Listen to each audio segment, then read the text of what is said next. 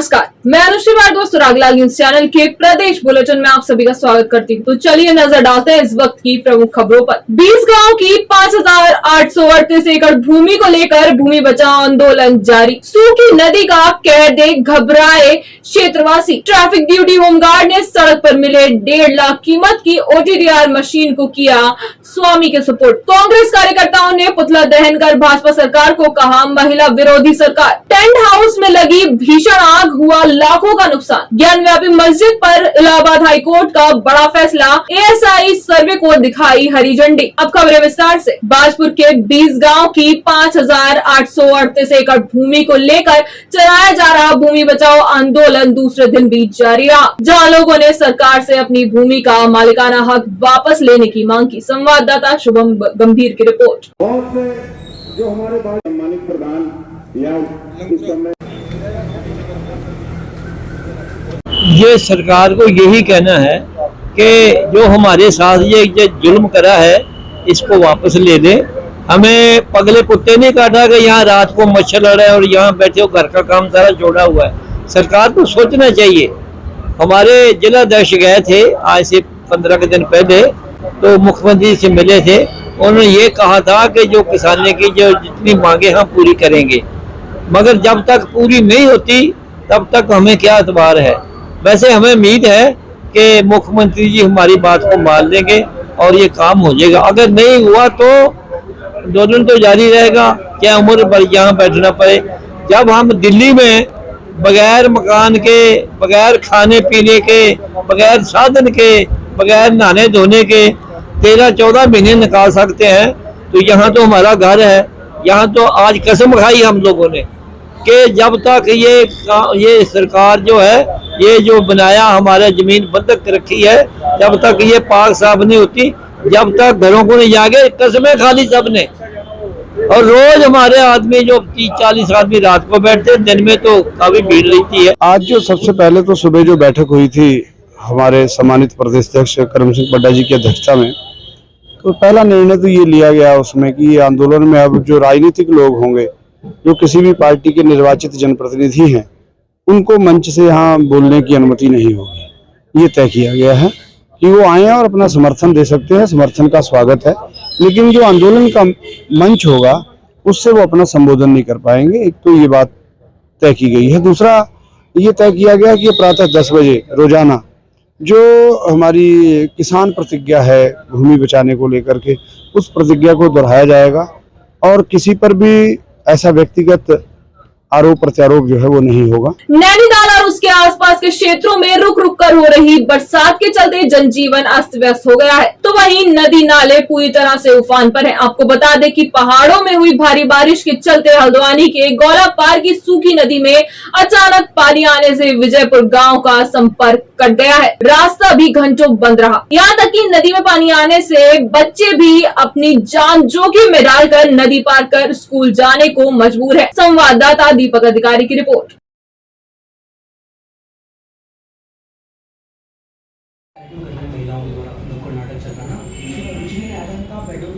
देखिए, हल्द्वानी परगना क्षेत्र अंतर्गत बाढ़ को लेकर के या आपदा को लेकर के सभी लोगों को सतर्क दृष्टि बनाए रखने के निर्देश दिए गए हैं। जहां पर भी नदी नाले रपटे हैं, जहां पर कैचमेंट एरिया में बारिश के कारण तेज बहाव में पार करना मुश्किल हो जाता है, वहां पुलिस को निर्देशित किया गया है कि कृपया एक पुलिस बल तैनात करें उस अवधि के लिए, जिससे कोई भी अनावश्यक रूप से अपनी जान जोखिम में डालकर नदी नाला या रपटा पार न कर पाए।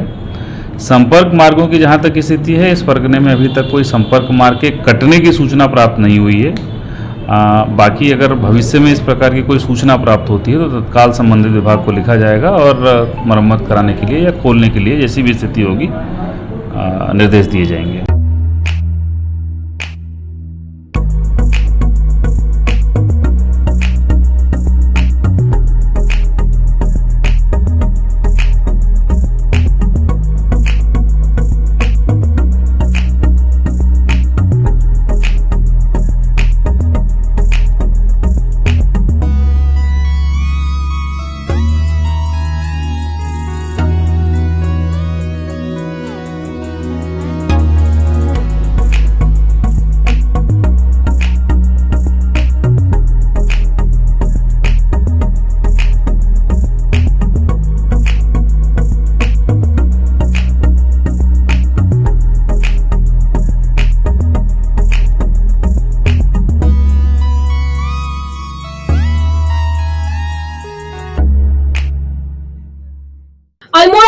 ड्यूटी में तैनात होमगार्ड जवान राजेंद्र सिंह नेगी ने ईमानदारी का परिचय दिया है। आपको बता दें कि ड्यूटी के बाद घर लौटते समय जवान को कोसी क्षेत्र में सड़क पर 1.5 लाख रुपए की कीमत की OTDR मशीन पड़ी मिली, जिसके लिए जवान द्वारा फेसबुक पर पोस्ट कर मशीन स्वामी से संपर्क कर उनके सुपुर्द कर दिया गया। संवाददाता हेमंत सिंह मेहरा की रिपोर्ट।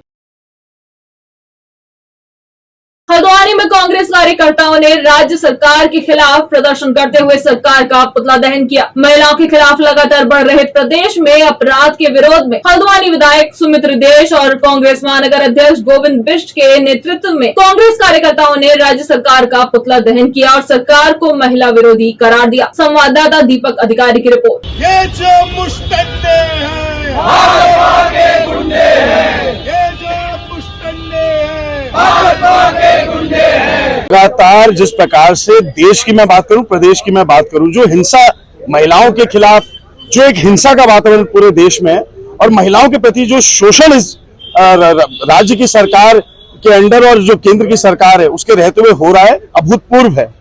अभी अंकिता भंडारी हत्याकांड से हमारा राज्य उभर ही रहा था कि देहरादून में फिर से संदिग्ध परिस्थिति में महिला का शव मिलता है। अभी कुछ दिनों पहले हमने देखा सरोवर नगरी में भी एक पर्यटक महिला का भी शव मिला था।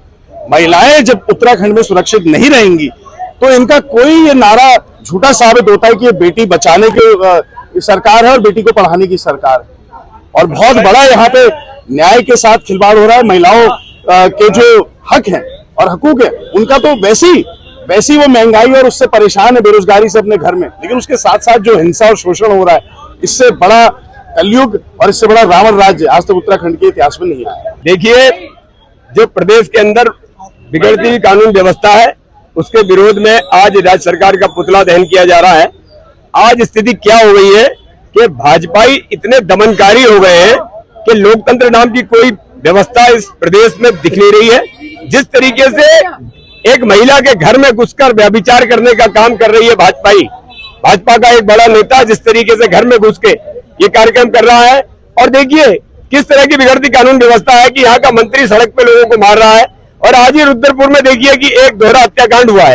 रोज आना यहाँ पर अपराध दर अपराध बढ़ते जा रहे हैं, खुलासे कोई हो नहीं रहे और जनता के अंदर एक भय का माहौल बन गया है। तो इसलिए आज राज्य सरकार के विरोध में हम महानगर कांग्रेस कमेटी की तरफ से ये पुतला दहन कर रहे हैं। हल्द्वानी लावा चौर स्थित राज टेंट हाउस में अचानक आग लग गई। आपको बता दें कि अज्ञात कारणों के चलते लगी आग ने देखते ही देखते विकराल रूप धारण कर लिया। वहीं आग लगने की सूचना जैसे ही आसपास के लोगों को हुई तो उन्होंने तत्काल घटना की जानकारी दमकल विभाग को दी। आपको बता दें कि इस आग को बुझाने के लिए दमकल विभाग की 3 गाड़ियों को बुलाना पड़ा। जानकारी के अनुसार टेंट हाउस का सारा माल आग में जलकर पूरी तरह से खाक हो गया, जिससे दुकान स्वामी का लाखों का नुकसान हो गया। संवाददाता दीपक अधिकारी की रिपोर्ट।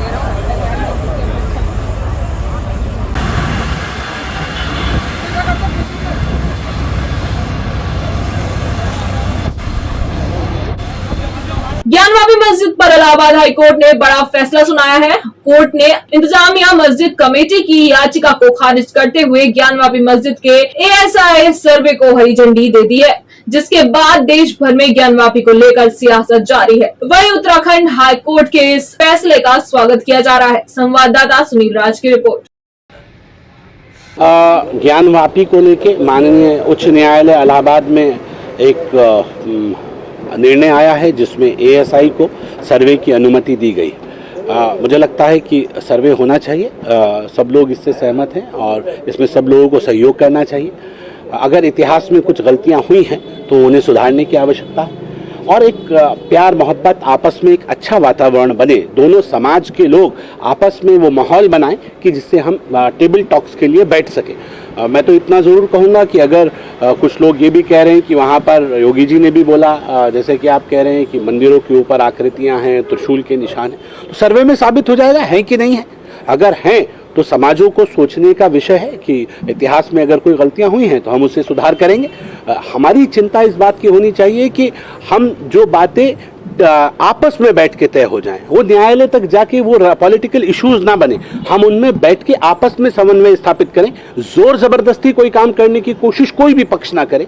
मुझे लगता है कि जो निर्णय आए उस निर्णय को, एएसआई के फैसले को लोग माने कि हाँ, अगर इस तरह की कोई बात है तो 2 कदम हम पीछे हटें, 2 कदम आप आगे आइए।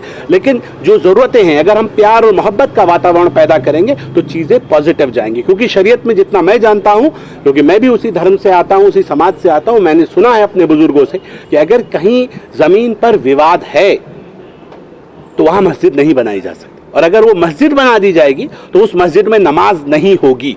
उनकी चाय तो एक साथ होनी चाहिए, सब लोग एक साथ बैठना ही नहीं चाहते। पापा, try this. लो, सब लपक लिए।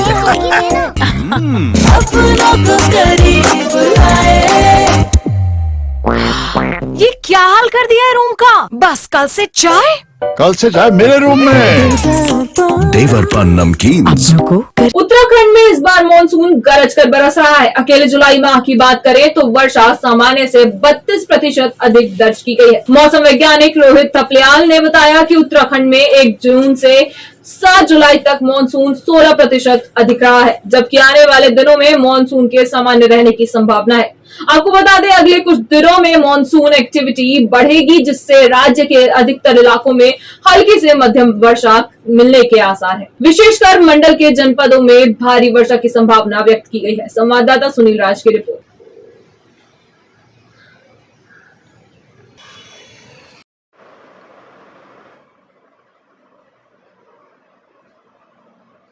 आज के लिए बस इतना ही। प्रदेश से जुड़ी सभी खबरों को जानने के लिए जुड़े रहिए सुराग लाइव न्यूज चैनल से। धन्यवाद।